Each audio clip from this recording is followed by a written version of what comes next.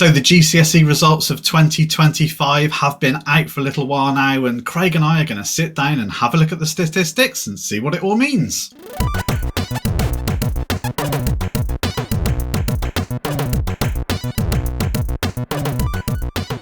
Hello and welcome back to At the Chalk Face, or welcome back for me. I've been usurped the last couple of weeks. I've noticed you replaced me, Dave. As soon as you leave that seat, I get someone else to fill it.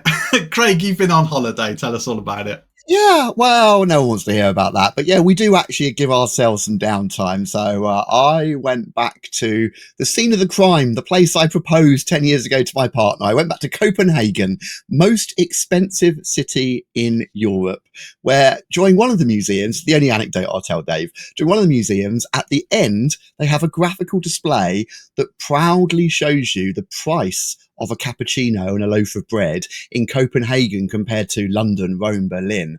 And this display proudly puts them at the top. A cappuccino, €5.32. And I'm like, yeah, beautiful city. Go with a lot of spending money. That's why I've not been back in 10 years. But anyway, I'm lovely. I'm refreshed. I'm back. And what a video to dive into, Dave.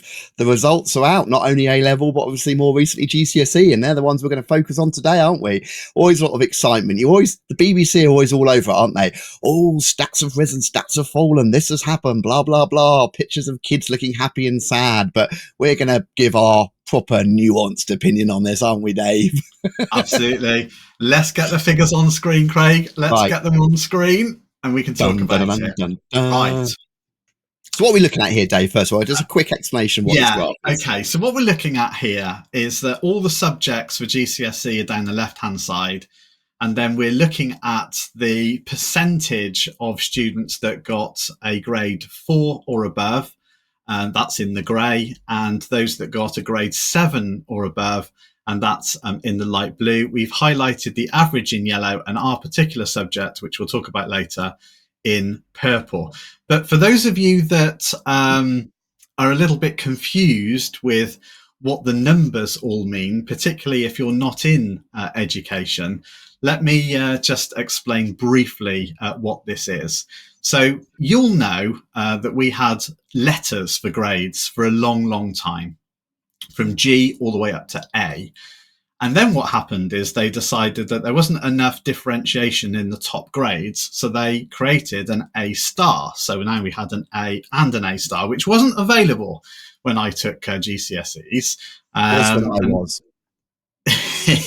And so that grade was never available to me.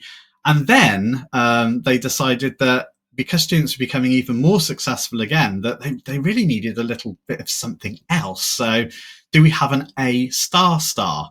And people thought, this is getting silly. We can't do this. Let's just recreate the whole system and use numbers instead of letters. So what we're left with is grade 4 is the equivalent of your old C. It's a kind of, it's a grade C. It's what you need to get to the next stage of your life, whether that's going to be the world of work, apprenticeships, further education, A-levels, that kind of thing, right? So a 4 is kind of the new C standard. Confusingly, 5 is also a C, but it's a strong C, a strong pass. And then when we get to grade 7, we're looking at the old A, essentially. So anything above a 7, 7, 8, 9 is essentially A star, A star star, I guess, is how we might want to think about it. It's not exactly equivalent, but we're not going to get into the full nuance of that. I think what I've said is good enough, Craig. Yeah, no, absolutely. That's it. Think of grade 4 as the old pass C, 7 and plus as an A. That's kind of where we're at. That's new money. We're in new money territory. So, okay, well, looking at this, it is pretty quick to see where the winners and losers are. I mean, without getting into too much details, the nuances, once again, it's the sciences. Look up biology, chemistry, that sort of grey bar that's showing us the number of people who got the pass, the 4, the C plus. I mean, chemistry up there, 90% plus, physics, 90% plus, biology, fraction below 90. It's the sciences. They are flying as always. And why is poor old English and maths, Dave? Well, English and maths is quite low. I've got some of the data here because it's not obvious to read it from the chart. So maths, we're looking at 58% of students, and English 60%. And so for me, this is something we got to think about, Craig, Yeah, because essentially what we're saying here is 40% of school leavers at GCSE are not getting the C grade standard, the yeah, grade the 4 pass standard standard. Hmm. in maths, which means that they are either condemned to a resit, which most of them then don't get the grade on the resit either, because quite often they won't continue the tuition that they had, certainly not the intense tuition they were having in year 10 and 11. But then also they're going to struggle to either get a job because employers are going to want that C4 standard, and also the key to apprenticeships and other things like that, because you quite often need that for to go on. And I've got a bit of a personal story here, actually, Craig, because my son, I say he's in year 11, but he's obviously finished year 11 and he's got his GCSE results. And he'd managed to secure an apprenticeship prior to getting the results, but it was dependent on him getting a 4 in English language and maths. And he was petrified of not being able to get that grade because he's not particularly academic. You know, it's one of the reasons why he's going on to an apprenticeship. And he struggled with maths all the way through primary school, all the way through secondary school. I went into the school and tried to get him, you know, some extra support and everything throughout the years. And in the end, in year 11, I actually had to resort to a private tutor once a week for maths. And I'm lucky that I could afford to do that for my son. There's lots of students out there, lots of children out there that they just couldn't do that, and it would be unfair on the parents. So we kind of created this two-tier system of pay to win. Is That's actually it. how Because we describe pay our it. we pay our taxes and education is free. So it shouldn't have to be that. Yes, you can only secure those grades, especially if you have a Yeah. student that Now, struggles by paying for it. luckily, he did actually get a 5 in maths and a 5 in English language in the end, which he So strong considers a path. complete miracle. And I'm obviously over the moon for him because it's unlocked the door to his next stage in life. Had he not have secured that, he would have lost his apprenticeship and he would have had to have gone to a college and redone level 2 qualifications, including English and maths.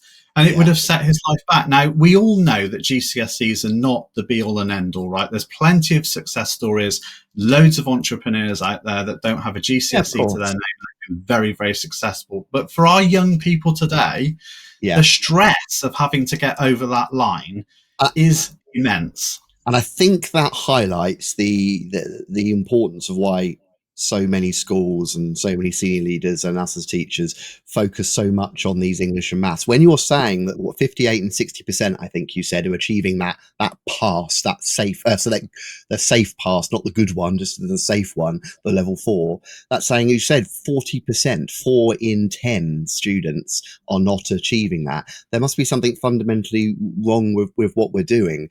And we can whinge all those other subjects. Oh, the emphasis is always on English and math. It's always on English and maths.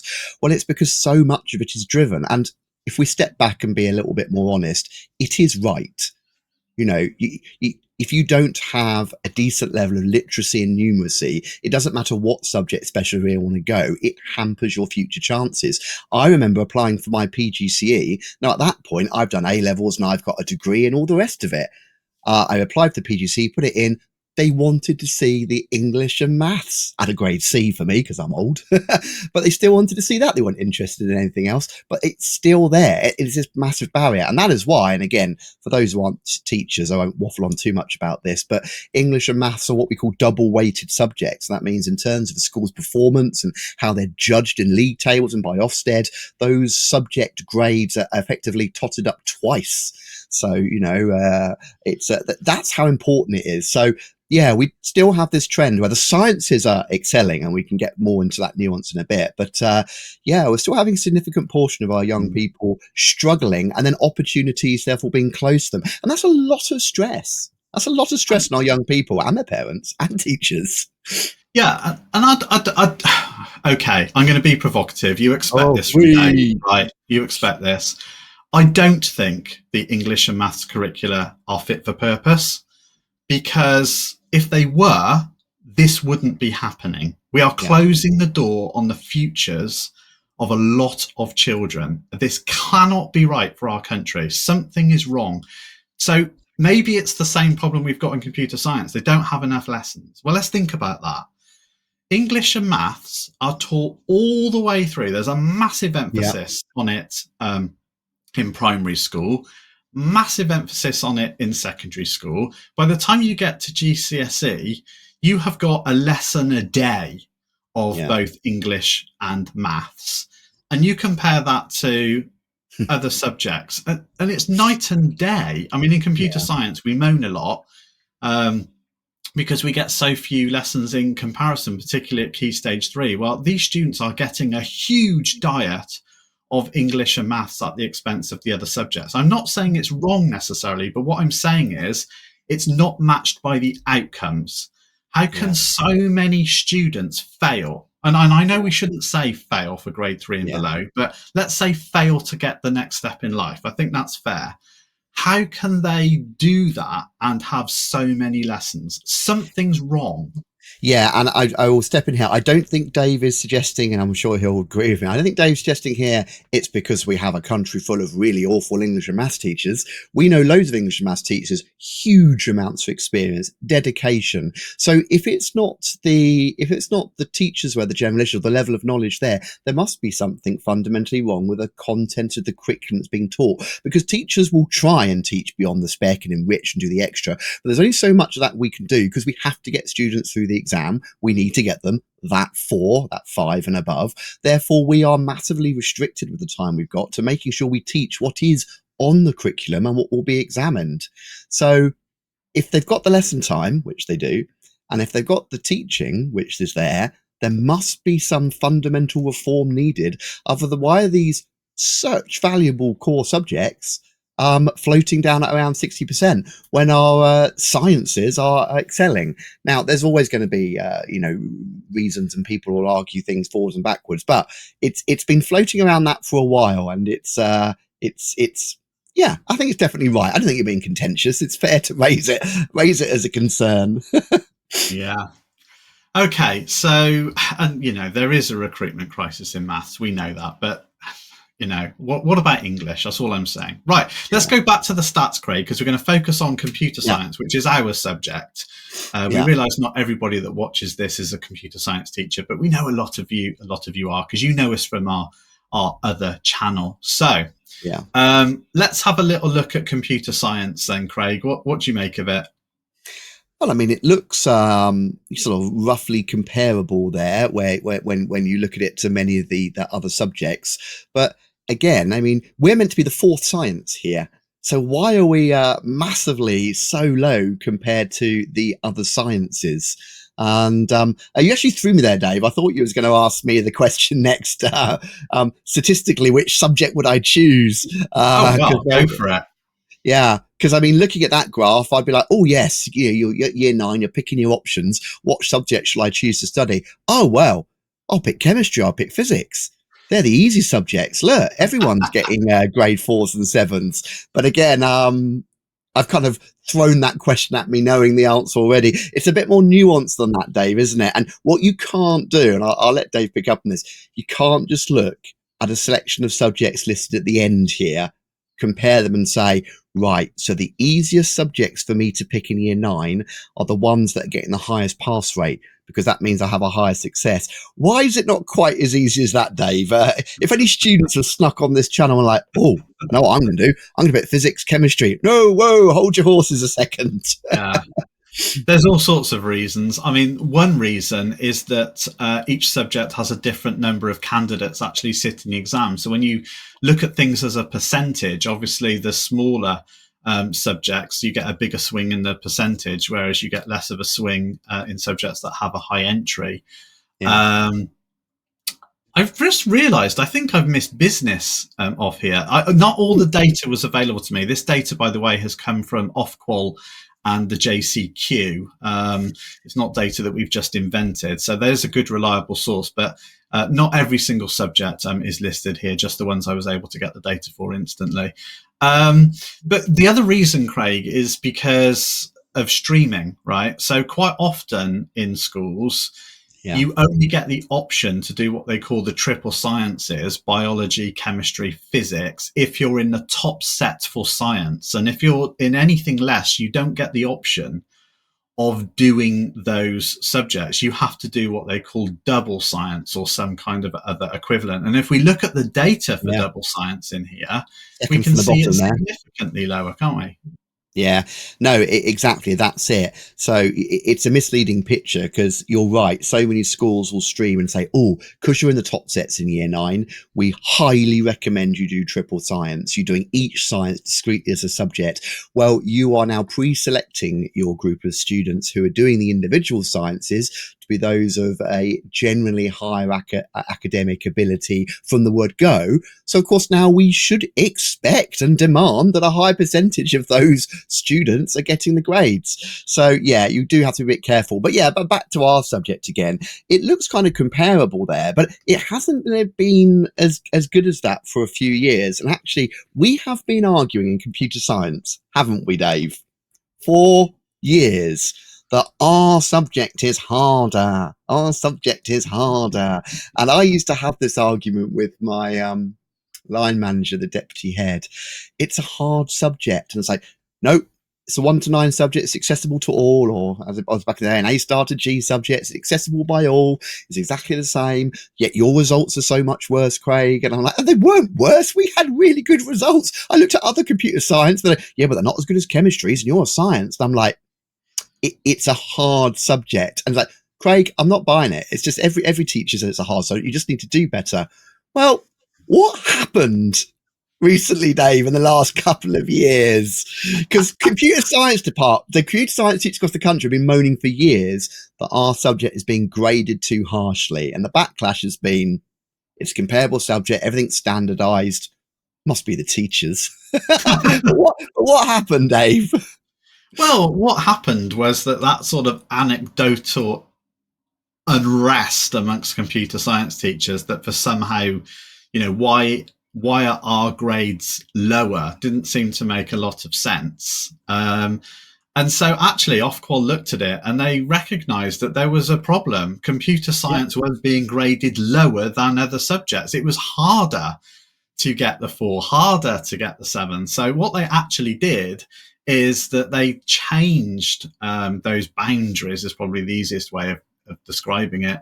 They changed the numbers that it took to get the various grades. So there was an uplift in the grades 4, 7, and 9. In other words, it was easier. It became easier to get the 4, easier to get the 7. Hang on, Dave. So what Ofqual concluded was computer science was harder, and it was harder to achieve those grades. Right. I can't use her real name on this channel, so I'm going to call her Helen. But if you're watching, Helen, you used to be my line manager at the last school I taught at, I told you my subject was harder. You wouldn't believe me. Right. Oh, dear. I think Craig was so cross there. He actually had a glitch in his video. Sorry, the anger came through. I think the AI kicked in and decided, hang on a minute, this can't go live. let's take a pause on Craig's video. Yeah. But no, there's a more nuanced picture here as well, because I mean I've had this argument before. I mean, so it was nice it was recognised and an uplift was given last year and again this year to start sort of give some parity. That's what we want. We just want parity when you compare it, and that's why it's not fair to compare our results to another subject. But go on, Dave. I was just going to say, let's go back though, Craig, before we sort of move on. Let's go back to that chart a minute, because you said that computer science is broadly comparable. Kind of. I just want to push you a bit there, because if you compare the orange bar at the top, which is the average of all the subjects, which I have included computer science in here as well, so charts are charts, right? But Yeah. if you then compare that to the purple bars, I just want to push slightly that yes, we get better at the top end. So we get better at the grade 7s and above. So those that are going to get an A in old money Yeah. studying computer science are probably more likely to get their A, fine. But if you look at the grade 4s, then Yeah. you realise Better that than we're average. still below average. We're still Yeah. below average in terms of outcomes. Yeah.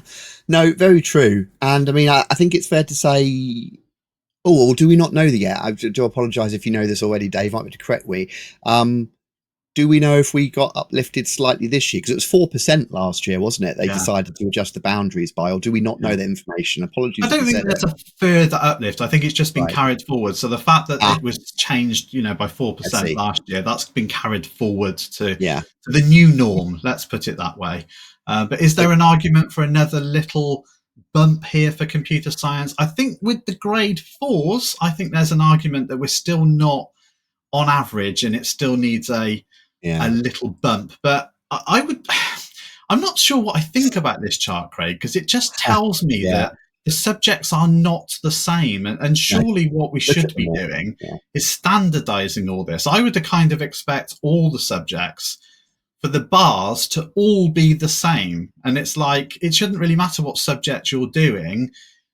The same number, same percentage of students should get the grade 4 than any other subject, but maybe I'm just oversimplifying it. I don't know. There'll be someone at Ofcor that would tell me why I'm wrong about that.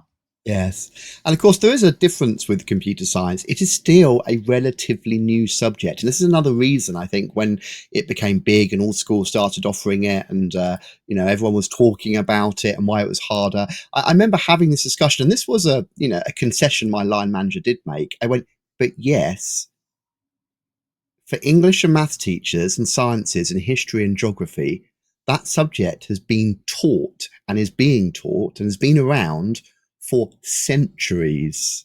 Yeah.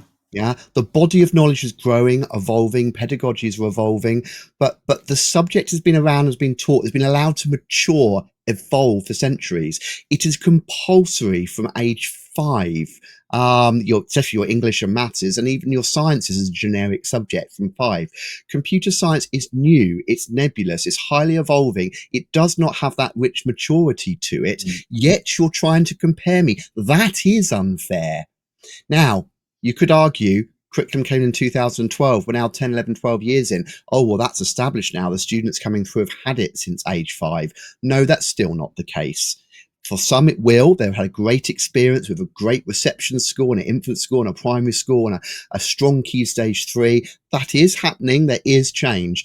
You could also have a student where it's barely touched in primary and infant school. The speciality is not there, and they take it at GCSE because it looks fun, and you've got to take it. And it's like, really, they've had no strong foundation. That doesn't exist with English. At least they have had a strong foundation from age 5. So we are still struggling against that. At least if not, it's a heavily evolving subject. So I do think they're unique challenges. And I don't want to get on my computer science soapbox because any subject teacher will say, hang on, teach my subject and I'll tell you our unique challenges. They all have them. It is valid. And we tend to think our subject is especially unique. All subject teachers do, obviously. But, computer science, it's heavily evolving. It is still a new emerging subject and it doesn't have that maturity the other subjects have. So I think it's unfair to compare it sometimes. Yeah.